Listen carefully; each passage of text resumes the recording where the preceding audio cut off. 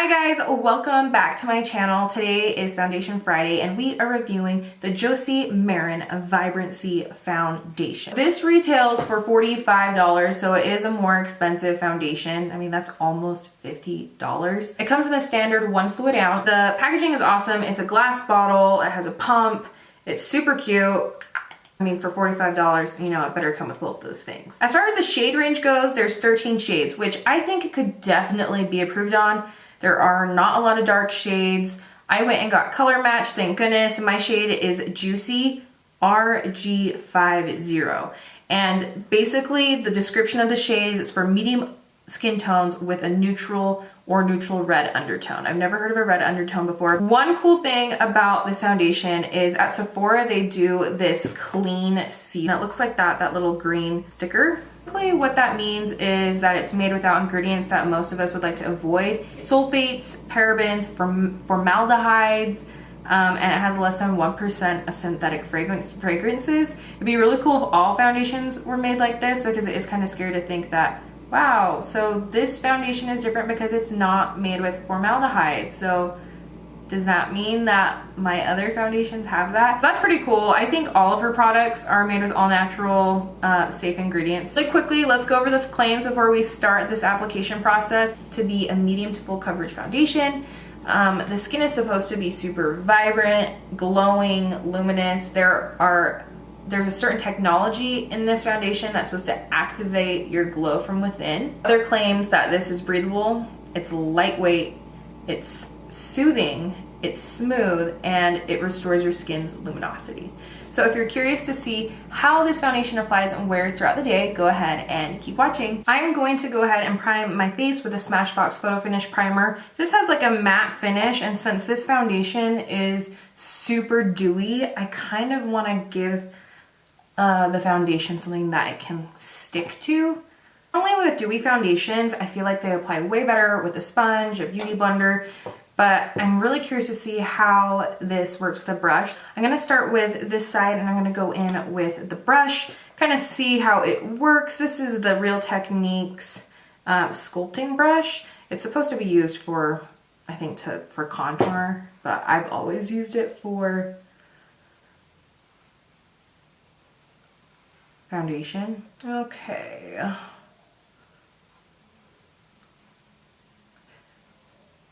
Well, it seems like it's a pretty sheer coverage.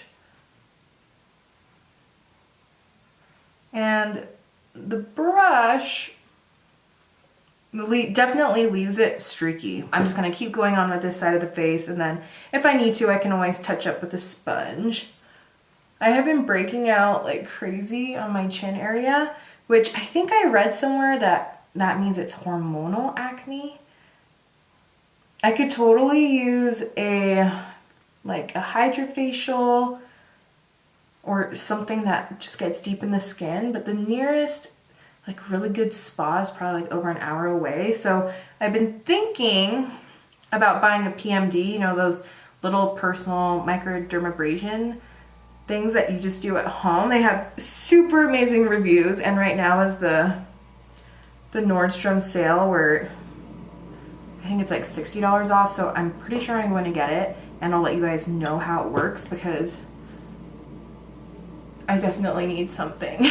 Foundation is super, super luminous, super dewy. With a brush, I'm not crazy about how it's applying. You can definitely see the streak marks. It looks a little patchy. I'm definitely gonna have to go in with another layer, but let's go in with the other side and use the beauty blender. Oh, that's so much better. It's crazy. Definitely, which is strange because usually with sponges, you're getting coverage taken away, but for some reason, this foundation, it helps build that coverage. The scent of this is just a really like light, normal scent, nothing. I mean, it doesn't smell like florally or like sweet. It just smells like a standard fragrance-free foundation, which I like. I don't necessarily like when foundations have such a strong scent because you know that they just added fragrance in there, and fragrance can really irritate your skin. So this is one layer. It's probably one of the most liquidy foundations, runny foundations I've ever used. The finish of this does look really pretty though. Definitely going to have to set it. I'm gonna go in with one more layer though, just to see if this is buildable and to touch up this side of my face.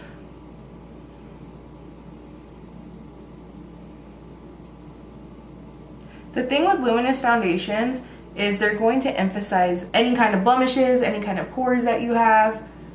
So just be aware of that. During the hot summer months, like right now where every day is literally 100 degrees, I steer away from these types of foundations just because I feel like they slip off my face.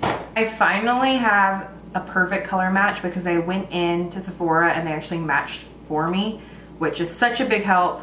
Because usually, especially with drugstore foundations, because I love drugstore foundations, I'm usually just guessing. So every one I choose is always different. I feel like I am getting better though. Going in with my Tarte Shape Tape, I'm gonna see how this blends on top of this.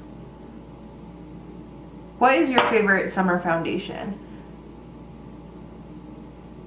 This is what the foundation looks like with concealer. I feel like it looks pretty good. It's such a luminous, sticky. It definitely feels sticky, tacky, whatever you want to call it.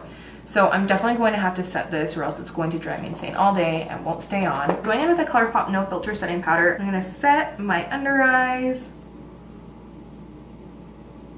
Going in with the Milani Prep Plus Set Plus Glow. This is such an awesome setting powder.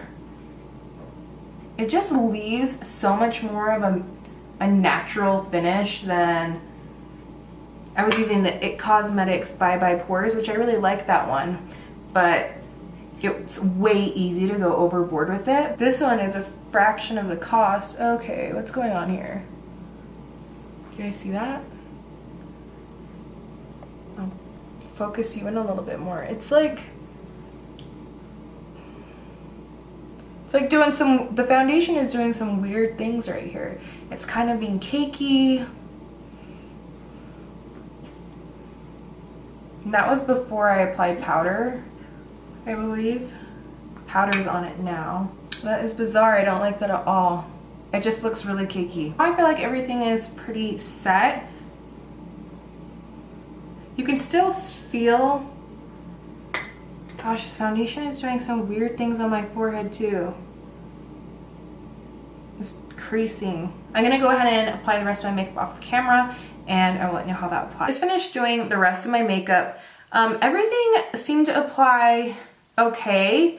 I'm just noticing so many different, just that cakiness. This makeup just seems really cakey.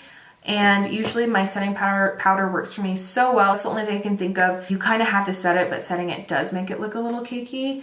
It's definitely illuminating or emphasizing my pores just because it is an illuminating foundation. I guess I'll just go ahead and see how it wears. If you're interested to see exactly how I got this look, I actually have a video of this. It was my previous upload, the Kathleen Lights times ColourPop Dream Street collection. All the products that I used will be shown there. Right now is currently 12:08 p.m. and we're gonna do a little wear test today and see how this wears throughout this heat, this weather. We'll see how it goes. So I'll keep you posted. Hi guys, so I'm doing my final check-in. It is 9:18 currently, so which means the foundation has been on for 9 hours. I meant to do a check-in earlier today. I somehow completely spaced it, time got away from me, but I'm here to do the check-in now. So I've been noticing that this foundation is super cakey.